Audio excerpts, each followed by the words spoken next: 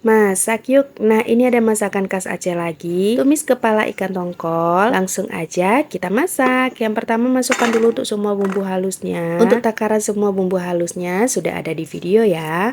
Kemudian ambil 2 sendok makan untuk bumbu halusnya. Lumuri dengan kepala ikan ini sampai rata. Kemudian ini kita diamkan aja selama 15 menit.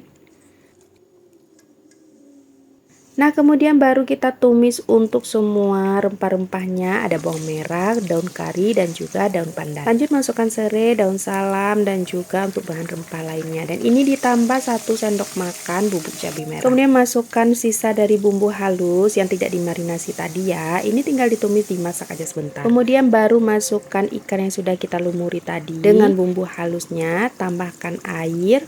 Dan ini tinggal dimasak aja sampai ikannya meresap dengan bumbu. Di sini saya banyakin kuahnya ya, karena memang nanti kuahnya itu enak, gurih, seger banget.